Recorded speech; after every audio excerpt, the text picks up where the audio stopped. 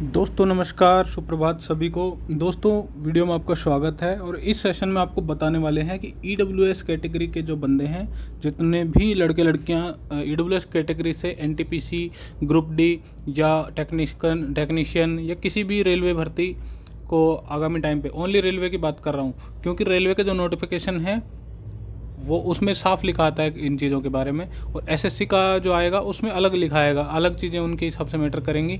वो किस तरह से मानते हैं वो उनका मैटर है। रेलवे एक अलग संस्था है, तो ये कैसे मानती है इस पर डिपेंड है। इसी चीज़ को आप अपने स्टेट पे लागू नहीं कर सकते, जैसे कि आप राजस्थान, एमपी, यूपी किसी भी ऐसे लागू नहीं कर सकते उनकी भर्तियों पे, क्योंकि वो अपना नोटिफिकेशन अलग जारी करते हैं, उसमें अलग अलग चीज़ें वो बताते हैं कि किस प्रकार वो इन ईडब्ल्यूएस सर्टिफिकेट को वैलिड करते हैं। सबसे पहले तो ईडब्ल्यूएस सर्टिफिकेट बन किन का सकता है वो बता देता हूँ। यहाँ पे साफ साफ लिखा हुआ है कि जिन फैमिलीज़ की एनुअल इनकम यानी सालाना इनकम 8 लाख से कम है उन्हीं का ईडब्ल्यूएस बनेगा। ठीक है, अब इनमें देखिएगा एक चीज़ और है कि अगर वो एससी, एसटी, ओबीसी इन तीनों में से किसी भी प्रकार का, ओबीसी में नॉन क्रीमी लेयर का किसी भी प्रकार का अगर रिजर्वेशन पहले से ही ले रखे हैं तो फिर उनको ये ईडब्ल्यूएस का रिजर्वेशन नहीं मिलेगा। जिनके पास किसी भी प्रकार का किसी भी प्रकार का रिजर्वेशन नहीं है उनको ही ईडब्ल्यूएस का रिजर्वेशन मिलने वाला है। पहली बात तो ये ध्यान रखिएगा। दूसरा, इनकी बात क्या है कि income shall also include income from all sources, यानी सभी सोर्स से मिलाकर जो इनकम होने वाली है आपकी, यानी कि आपकी सैलरी और आपकी जो एग्रीकल्चर से इनकम होती है, आपकी जो बिजनेस से इनकम होती है, प्रोफेशन से, यानी किसी प्रकार के आप कंपनी में आप अगर साथ में काम करते हैं वहाँ से, या आप किसी और चीज़ से भी अगर कमा रहे हैं, आजकल तो लूडो खेल के भी लोग पैसे कमाते हैं, तो वहाँ से भी अगर आप कमा रहे हैं तो आपकी टोटल इनकम सालाना 8 लाख से ज़्यादा नहीं होनी चाहिए। अगर ज़्यादा है तो आपको ये सर्टिफिकेट नहीं मिलने वाला है, क्योंकि जब वेरीफाई होगा तो ये होगा। अब कुछ लोग पूछते हैं कि सर क्या नौकरी लगने के बाद ये वेरीफाई होता है? देखिए, वेरीफाई ऑनलाइन होता है, घर पे आके नहीं होता है। अभी तक तो हमें यही पता है, क्योंकि हमारा घर पे आके तो हुआ नहीं, क्योंकि हम जॉब लगे उसके बाद घर पे आके नहीं हुआ। लेकिन ये कुछ लोगों को ये शंका रहती है कि क्या घर पे जाके चेक करते हैं? नहीं, घर पे जाके नहीं चेक करते, ये ऑनलाइन ही चेक होता है। और ऑनलाइन में आपकी जो आय प्रमाण पत्र वगैरह जो भी हैं, यानी इनकम टैक्स सर्टिफिकेट, वो सब, और एक जो 16 नंबर फॉर्म होता है, अगर आप किसी गवर्नमेंट जॉब में आपके पिताजी या माताजी या फैमिली में कोई है तो फिर अगर फैमिली का मतलब होता है जो राशन कार्ड में नाम है।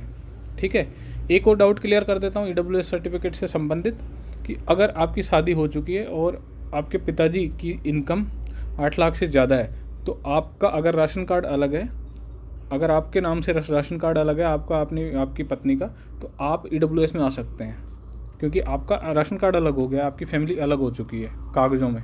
ठीक है, भले ही आप साथ रहें। तो ये एक डाउट काफ़ी देर से आ रहा था मेरे पास में, तो इसको भी मैंने क्लियर कर दिया है। अब ये जो ज़मीन वगैरह का दे रखा है, ये देखिएगा 5 एकड़ जिनके पास ज़मीन है, इससे ज़्यादा, ठीक है, रेजिडेंशियल 1000 स्क्वायर फीट का अगर आपके पास फ्लैट है, और residential plot of 100 square yards and above in notified municipalities, यानी नगर निगम के अंदर, एरिया के अंदर आपका अगर 100 गज का या 100 यार्ड का प्लॉट है तो आप ये नहीं बनवा सकते हैं। दूसरा है कि residential plot of 200 square yard and above in areas other than the notified municipalities, अगर आपका 200 गज का प्लॉट कहीं भी है, 200 यार्ड्स का प्लॉट कहीं भी है, चाहे वो गाँव में या कहीं पे भी 200 से ज़्यादा का हो प्लॉट, ठीक है, तो फिर वो नहीं माना जाएगा, वो ईडब्ल्यूएस में नहीं आएगा। ठीक है, यानी एक सिटी के अंदर, छोटे मोटे सिटी के अंदर, नगर निगम से दूर भी अगर आपका प्लॉट है तो भी आप ईडब्ल्यूएस में नहीं आएंगे। The properly held by a family in different locations or different places cities would be clubbed while applying the land or property holding test to determine EWS status. मतलब ये है कि properly held by a family, एक पूरी family के द्वारा जितनी भी ज़मीन ऑक्यूपाई की जाती है वो सब इसमें काउंट होगी। ये नहीं है कि आपके पापा के नाम है, आपकी मम्मी के नाम है अलग अलग है, या आपके नाम है अलग अलग, पूरी फैमिली के जितने भी हिस्से में आती है वो। ठीक है, the term family for this purpose will include the person who seeks benefit of reservation, his her parents and siblings below the age of 18 years, also his her spouse and children below the age of 18। मतलब family में कौन कौन शामिल होगा इसके बारे में बताया गया है, यानी इसके पेरेंट्स, ठीक है। सिबलिंग्स मतलब भाई बहन जो 18 से बिलो द एज ऑफ 18, 18 से कम एज के हैं वो शामिल होंगे, ठीक है। और पत्नी शामिल होगी और बच्चे शामिल होंगे जो 18 साल से कम के हों बच्चे, ठीक है। तो ये सब इसके लिए था।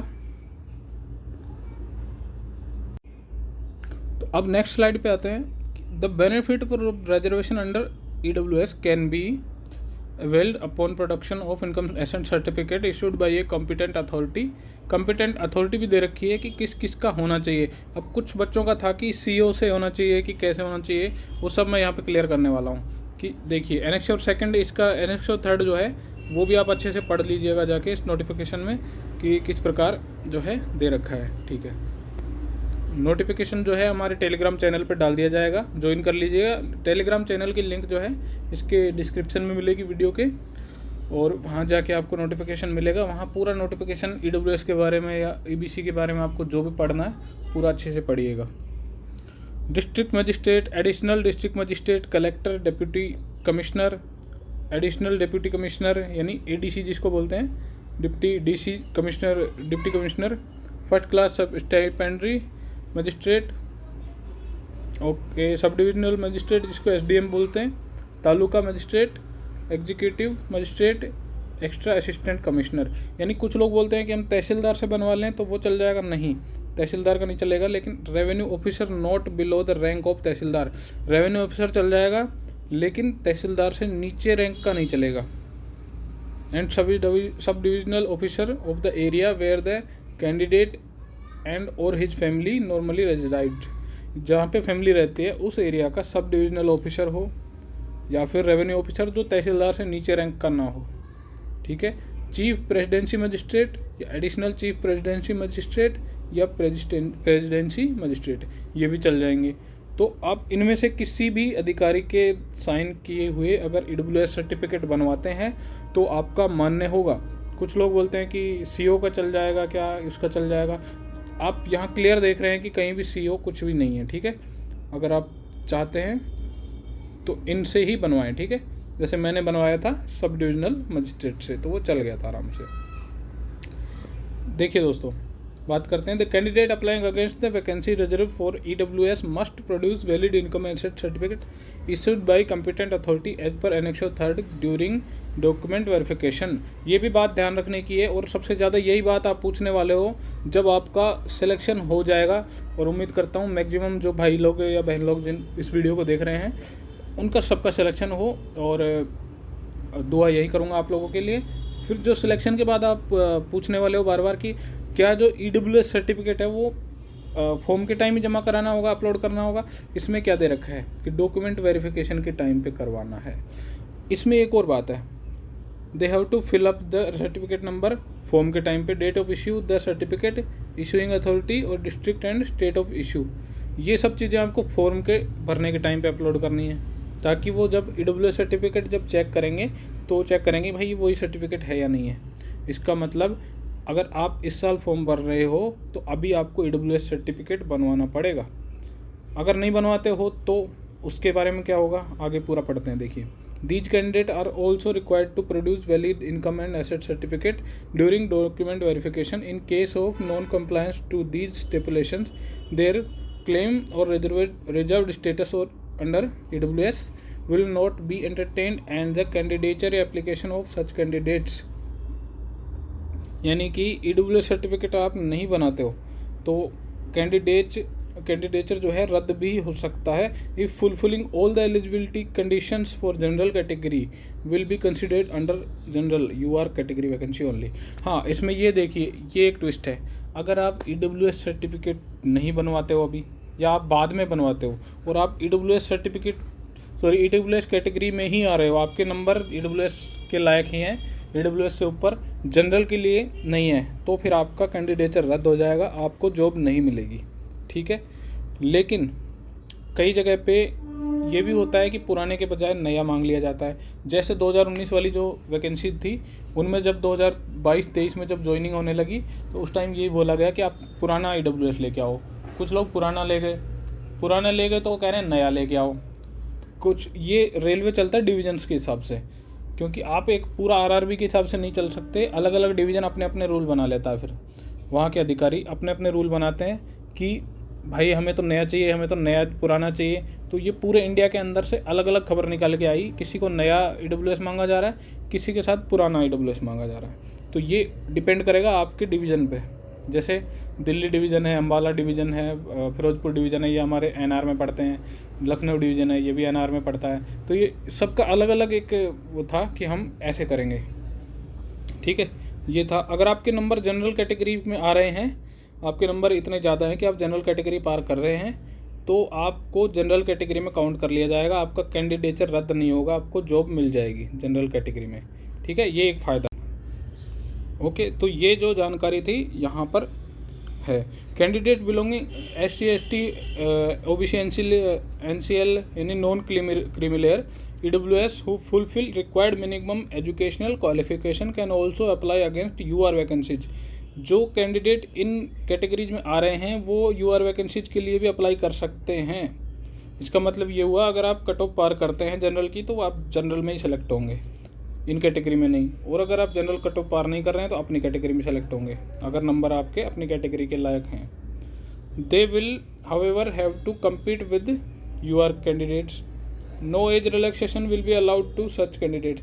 अगर आप अपनी कैटेगरी का नाम उसमें नहीं भरते हैं, SC ST OBC कुछ भी नहीं भरते, AWS नहीं भरते, तो आप जनरल अगर वहाँ लगा रहे हैं, UR अगर वहाँ पे लगा रहे हैं अनरिजर्व, तो आपको जनरल के कैंडिडेट से ही कम्पीट करना पड़ेगा, आप अपनी कैटेगरी में नहीं जा सकते। ओके, अब अगला है community status as on the closing date for online registration of application for this CEN shall only be considered for availing reservation. मतलब ये है कि आपका फॉर्म भरने की आखिरी डेट जो है, एंड जिसको बोलते हैं लास्ट डेट तक अगर आप उस कैटेगरी में हैं तो ही आपको उस कैटेगरी में माना जाएगा। ये नहीं है कि आप फॉर्म भरते टाइम जनरल में आ रहे हैं, फॉर्म भरने के बाद में आप एकदम से अपने प्लॉट बेच दिया और आप EWS में आ गए और फिर कह रहे हैं कि साहब मैं तो EWS में हूँ, तो ये नहीं चलेगा। अब किसी केस में वो चला लें, उनके ऊपर है, मैं नहीं कह सकता, लेकिन जो ऑफिशियल नोटिफिकेशन आया है उनके हिसाब से ये नहीं चलने वाला है। तो आपको जिस टाइम आप फॉर्म भर रहे हैं उस टाइम आप इस कैटेगरी में होने चाहिए उनके हिसाब से, ठीक है। और thereafter shall not be entertained, यानी बाद में ये नहीं माना जाएगा, ये है। अगला हॉरिजॉन्टल रिजर्वेशन, ये एक अलग टॉपिक होगा, ये हम बताएंगे कि कैसे हॉरिजॉन्टल और वर्टिकल रिजर्वेशन मिलता है। तो अभी जो है ये टॉपिक था। इससे संबंधित कोई भी सवाल हो आप कमेंट में ज़रूर लिखिएगा, आपको पूरा जवाब मिलेगा कमेंट में। सारे कमेंट मैं खुद पढ़ता हूँ, जवाब देता हूँ।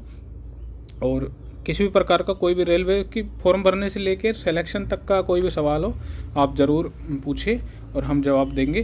तो अगर वीडियो अच्छी लगी है दोस्तों तो लाइक कर देना, नहीं तो कोई दिक्कत नहीं है, मत करना अच्छी नहीं लगे तो, लेकिन बता देना कि अच्छी नहीं लगी, या कोई कमी वीडियो में है तो ज़रूर बताइएगा।